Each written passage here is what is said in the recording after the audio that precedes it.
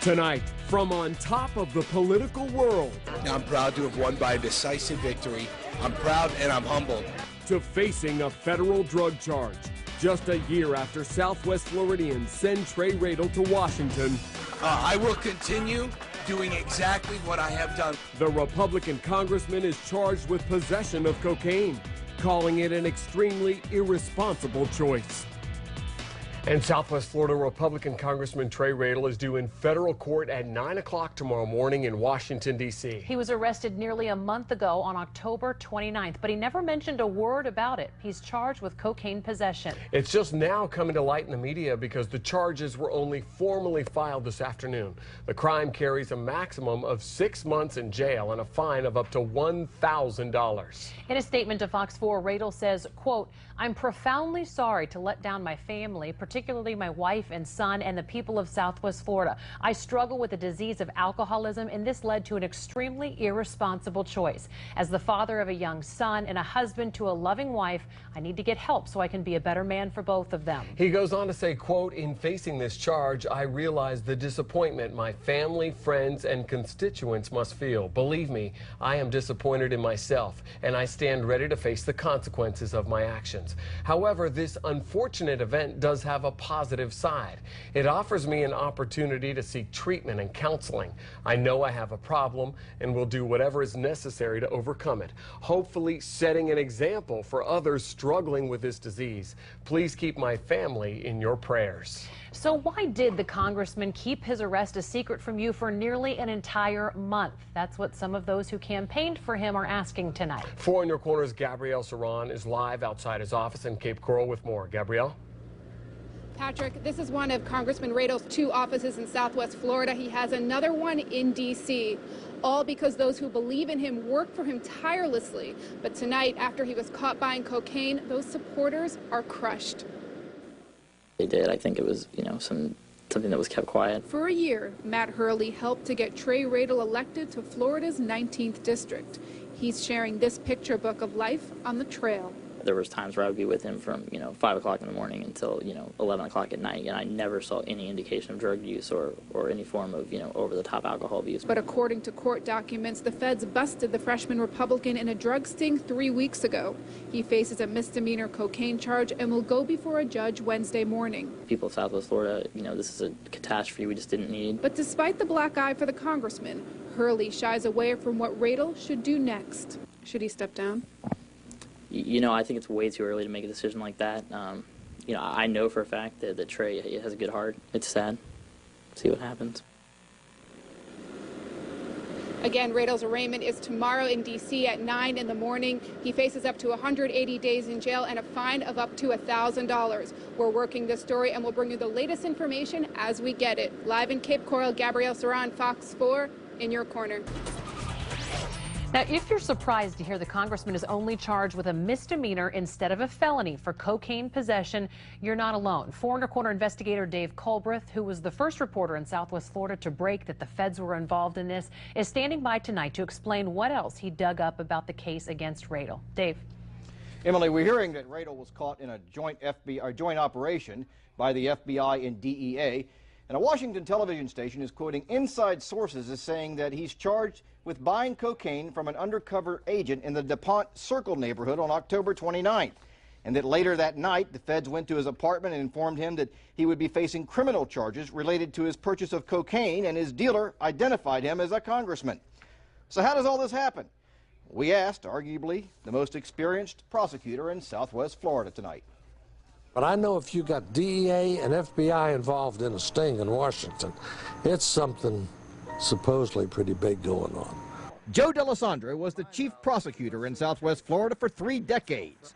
He knows prosecuting and offered his thoughts when asked about Radel's arrest. I would surmise that it wasn't a traffic stop. It wasn't running a red light or something where someone would search his, maybe have an opportunity to search his car. So I asked him, if it wasn't anything routine, what does he think it was? I was thinking he was either in the wrong place at the wrong time to get caught, or he was in a situation where there was some type of operation going on by law enforcement to catch people. Where they were looking at him as a target or someone near him? Someone else. I do not know the answer to that. Radel's scheduled to go before a federal judge in D.C. where the details are supposed to come out. But however Radel got caught up in this, D'Alessandro thinks there could be more to it. They don't normally put the time, the effort, or the money into some minor offense. They're looking for a serious offense. The charge against Radel is a misdemeanor, but remember, it is Washington, D.C. D'Alessandro says that had the alleged crime happened here, the outcome could be much different. No, it's not a misdemeanor in Florida.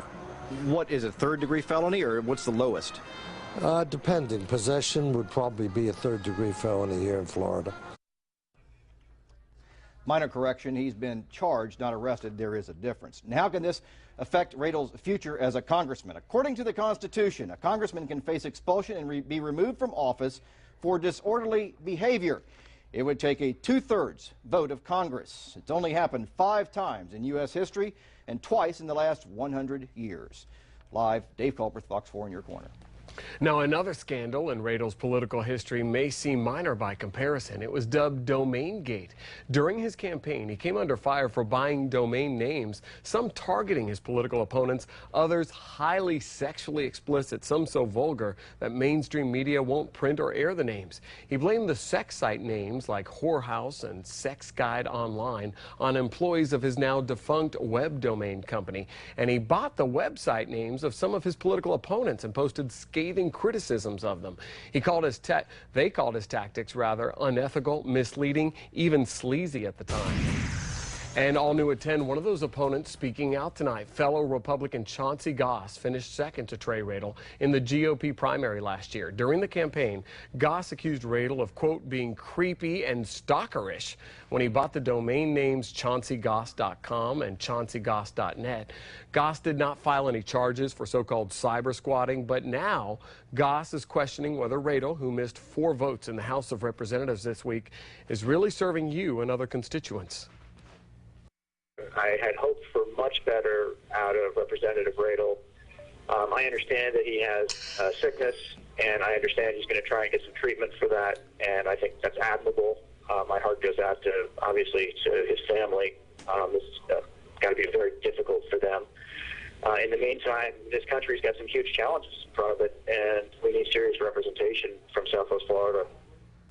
Now, Goss would not comment on whether he might seek the congressional seat next year or sooner, should it become available. Radel's term expires in a little less than a year, and he's already held a number of re-election fundraisers.